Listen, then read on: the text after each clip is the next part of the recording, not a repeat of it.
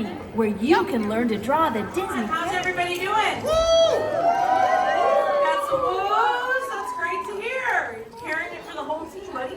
My name is Sarah. I'm a Disney artist here. I'm going to be teaching you how to draw Baymax in this class from Big Hero 6. Any fans of the movie of Baymax? A lot of you. Okay, he's actually one of the only few characters we draw his entire body, just because his head shape is an oval with 2 circles and a line. So if we only drew that, we'd be here for like 2 minutes. So we wanted to give you a little bit more to draw in this class. But it's super important to listen and follow along with this class, because I'll be keeping things nice and light because we're going to add other things on top of it, okay? That's pretty much all you need to know. Are you ready to get started? Yes. All right. So we're going to start by building up his body first, this main portion of his body. It creates like a pear shape, and we're going to use 2 circles. The first circle is going to be his upper chest. You want to bring this toward the upper portion of your page. I would just start that first circle. Let's make his body shape. Keeping it nice and light here. Not really too worried about making it a perfect circle, because this is going to overlap with another circle to create that pear. But I do want to make sure I am drawing in the center line. So this is the middle of his body. This is stretching down underneath the circle, so it looks like a really tall lollipop. Now the second circle is going to be wider than the first one. So if the first one was the size of a baseball, the second one should be about the size of a softball. Or you can also think orange and pomegranates. You want them to overlap one another. So it almost looks like you sketched in BB-8, but this is not the droid you're looking for. And we're not even looking for a droid, we're looking for a healthcare companion. So that's why we're going to bridge these 2 shapes together right here on the sides. Just a nice light straight line. Again, all these lines are nice and light. We haven't really darkened anything up yet, so if you need to make adjustments to anything, feel free to do so. Up at the very top of this pear shape, this is where his head is going to sit. Reminds me of like an olive, a grape. It's just this oval. You want the oval to overlap with the body. It's not something that just sticks on top of his head like he's roly-poly-oly. No, it overlaps just to show a little bit more of the shapes and the shape language for him. But right here where that line is sticking out at the bottom, that's where his feet are going to go. Now, I love him because he is just very round. He's based off of another Disney character who's very round. In fact, this Disney character has a saying that he's short, fat, and proud of that. Does anyone know which Disney character I'm talking about?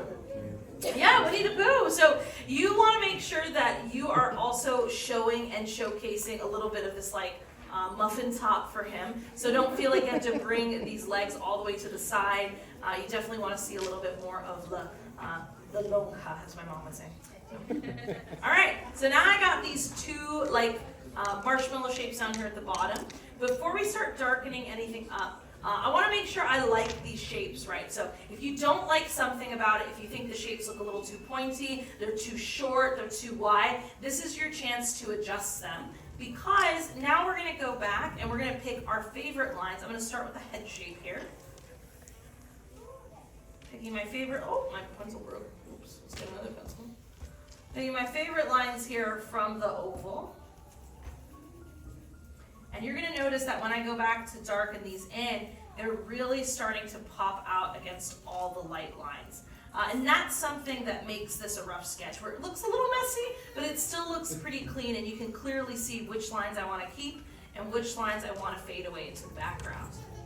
Now, as we go around here, I'll tell you more about Baymax. Not only was he based off of just the way he looks by Winnie the Pooh, they had to look at different unique creatures to figure out how he was going to move. So he waddles around. Baymax kind of has a lot of, air in his body, so he has to kind of waddle in order to function. Does anyone want to take a guess at what animal waddles around that they looked at to model his movement? Yeah, penguins. But they also looked at one other thing. They also looked at toddlers with full diapers. Because apparently they also waddle around. Now, Baymax is originally a Marvel character. This whole entire story of Big Hero 6 is modeled after the comic book Sunrise in the Big Hero 6. And in the comic book, he looks very, very different to what you see him in the Disney version. Has anyone seen a film, or not really a film, it's a TV show, it's called Gargoyles, it was in the 90s. Yeah. All right, a lot of you. Baymax looked a lot like a gargoyle, a green gargoyle in the comic book series. In fact, I think I even have a picture of him up here somewhere. Yes, I do. This is what he looked like in the comics. I personally like this better. That's just me. I'm just a little biased. I also love how Baymax looks as well because he's just a giant marshmallow. Now, because this film is still loosely based off of a Marvel comic, it does make this film a true Marvel film because of two things. Number one, this film also has an end credit scene just like most Marvel films do. And it also has a cameo appearance from Stan Lee. So you remember who Stan Lee's character is in this film? Yeah, it's Fred's dad, and he shows up right at the very end. And they're very similar to one another, that's all I'll say. It's still one of the funnier moments of this film. Alright, so now I got his body, but you know, he does have arms. He's not just like this big veggie tail. So I'm going to go over here and I'm going to add in 2 light lines. So going back to my light lines here, I'm going to cut out the bottom third of that bigger circle here. I'm kind of looking at it at thirds, kind of adding this right above the muffin top also. And then right underneath where his head shape is, I'm going to add in another light line. Now in between these 2 lines, this is where we're going to draw in his arms. Now you want to bring down what looks like these J shapes. You can see how it just fits into that space there. This is what helps to create these nice wide arms for him, but still gives him that height. He is about 6 feet tall. He's 7, almost 8 feet with his suit. So we do want to make sure that he looks pretty tall. But before I lock these 2 lines, see how it's like above that horizontal guide line that we sketched in? But his fingers are going to go underneath that line. So I like to think of his fingers as like little noodles. You can also think of them as like Cheeto Puffs or little stockings. Any of those things work. And because I don't want him to look like just a lobster claw, I will draw in one other line here. Just like a little curve. Just to show he has more than 1 finger. You can draw in all 3, but the way our hands are when they're turned to the sides like this, you don't necessarily see all of our hands unless they're flexing. So I kind of just draw in 2. That's just my preference. But again, you can get a little jiggy with it. You can draw in more if you want to. Shoot, you can make it look like he's got X-Men powers. That's still Marvel. You can draw in other lines here if you want to, because he has like 20 fingers on each hand. It's up to you. Once you have the fingers though on either side, this is where you're going to lock in the rest of the arm, and you're going to bring this all the way up to the shoulder. And once you have this, you're going to be about halfway done with your sketch of Baymax. I do want to give you all a chance to catch up though, because this is a lot, even for a healthcare companion. But overall, how's everybody doing so far? All right, got a lot of woos. That's good to hear. Are y'all having fun? Yeah. Excellent. If anything, I just want to make sure you have a blast. Well, while some of you are catching up, let me tell you more about this film. This film takes inspiration from 2 places, right? Does anyone know which 2 places to create this fictional land? Tokyo and San Francisco. Yeah, San Francisco and Tokyo to create San Francisco. Have y'all been to San Francisco, or a little taste of San Francisco here in the park? It's kind of awesome. Baymax meets hair now, which is pretty amazing. He has a permanent residence over at Hero's Garage over in San Francisco. But just like all Disney films, all animators do research. So where we have these films take place, we go to those real places in order to take inspiration and to see what we can put into this film. A big part of what they found in Tokyo is when they went to a shrine, they found this very unique bell that's known as a Japanese Zuzu bell. And the bottom of the bell, when they flipped it over, had 2 circles with a line going right through the center. Does that sound familiar to anybody? Yeah, it's Baymax's eyes. They saw this, they thought this looks like a very cute little face, and that's what they decided to make Baymax's face. So we're going to very lightly cut the oval of his head shape in half. And about halfway between the middle of his face and the side, this is where we're going to draw in a little circle. You can make this circle a little bit bigger than what you see in the film. This one helps to make him look cuter. And you're going to shade in that little oval nice and dark. I'm going to do the same thing over here on this side. And then all you're going to want to do is just connect the line and darken up that line right in between the 2 to create this like little dumbbell weight. And that's the bottom of a Japanese Zuzu bell. Now, even though we have Baymax's face, we're still missing some details here for him because he looks a little blank. So what I'm going to do is that Hero gives him these little patches over here by his arms. It's a little bit more, really Tadashi is the one who gives it to him later on. Hero does rebuild him though. This is like a sturdier material, just where all of his body parts would be bending. So by his elbows, he has this by his legs. He even has it right here by his midsection. It gives him a little slimming look to him. But one of my favorite films of Big Hero 6 is when he goes into low battery mode. It was such... I was in college at the time, so it was very like, oh my god, I'm having PTSD from like the early years. But I'm going to continue and add in these little charging ports. That way Baymax never gets to be in low power mode. I'm going to add in very lightly a rainbow connecting the two together.